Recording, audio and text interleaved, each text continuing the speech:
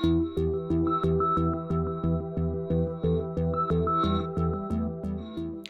to the NFS Tc Forensic Update. Biometric information is used in all branches of government, law enforcement, and private organizations. That information can be linked to security, workforce management, criminal proceedings, and many other applications. Privacy concerns, along with the misconceptions that this information is vulnerable to theft, have become growing concerns to the public. In the upcoming weeks, NFS Tc will be conducting interviews with subject matter experts to provide a better understanding of biometric data, specifically fingerprint identification. Part 1 features Bill Schade, Fingerprint Records Manager for the Pinellas County Sheriff's Department. I was recently able to sit down with him to discuss some popular myths about privacy and security regarding fingerprints. Let's take a look. Thanks for being with us today, Bill. Now let's talk about fingerprints. How can they be used to identify an individual? Well, fingerprints have been used for 100 and more years.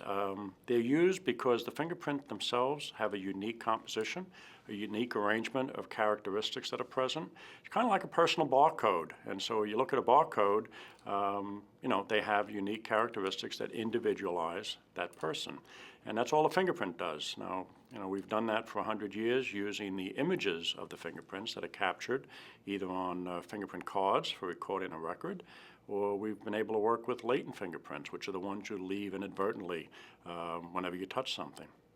How and where are fingerprints stored? Well, historically, we've stored fingerprints in hard copy form, in a printed format on a fingerprint card. But with the age of digitalization and storing things electronically, we've actually been able to extract a template of the unique characteristics and use algorithms to compare them, match them, and we store them electronically now. So the days of hard copy fingerprints are a byproduct. We store the electronic image and then can produce fingerprint cards as needed. So that's actually changed. We used to store the image, and now the electronic systems are storing templates. How people leave fingerprints everywhere. Does that leave them open to theft? Well, when you talk about leaving fingerprints everywhere, that doesn't mean that you're leaving behind an identifiable fingerprint. You need to have a certain amount of clarity and distinction in that image in order to be able to individualize it later. So the idea of leaving a print on a surface and having somebody come along and steal it later on for some nefarious purpose, while it's potentially possible, it's not real world. I wouldn't really worry about that myself. It's hard enough to find identifiable fingerprints on surfaces unless people are trying to leave them. And so leaving one that someone else could utilize for their own purposes would be really, really difficult. Now, what are the potential risks for using fingerprints for commercial purposes, like unlocking a cell phone, clocking into a job, things of that nature? Well, biometrics are really in the forefront now of using them for security. The civil market for fingerprints has actually grown a lot more than the criminal. The criminal basis of fingerprints has been around and is well thought out, has been well utilized, but now the civil side is to do authentication.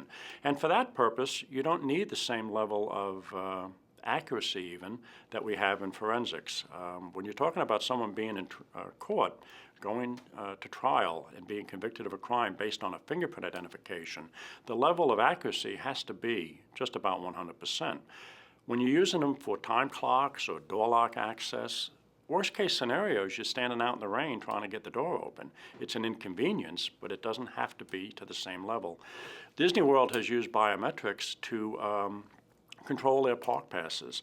And now that's not the same fingerprint that we use in forensics. They're simply extracting the unique characteristics in some simple form, creating a template, and as I said, like a barcode, that's what's stored. And so you can compare the personal fingerprint barcode against what's on file.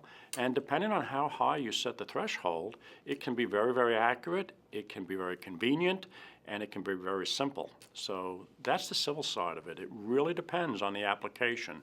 What are the liabilities? What are the convenience factors? And those will all have to be decided by the people who are utilizing biometrics. Depending on the technology used, can two fingerprints be so similar that a case of mistaken identity can happen? All fingerprints are unique. They're never going to be duplicated. So we can individualize your fingerprints to the exclusion of everyone else in the system. But if you set the threshold at a point where you want to be convenient and you don't want people to be thwarted in trying to get through a door or trying to get their cash out of the ATM, It's a balance, and that's up to the manufacturers and the application. Some applications require a higher level of security, and others can get away with a little less. So is it possible to fool a system? If the threshold is set low enough, of course. But again, that's a balance that has to be found. Customer service in the civil side of the market, we're very concerned that people are not confused or inconvenienced by the technology. And so that's the balance that has to be found. But it's well known and been used for so long that those levels of confidence are well known and can be easily established. Great. Thanks a lot for being with us, Bill. You're welcome. We've reached the finish line with this week's Technique of the Week. Scott Campbell of Ron Smiths and Associates is back to conclude his Collecting Tire Exemplars presentation. Click on the embedded link for Part 7 of the 7-part series. That's it for this edition of the NFS Tc Forensic Update, but make sure to tune in next time when we sit down with Chip Merrill from Crossmatch to discuss fingerprint biometrics. Until then, we'll see you next time.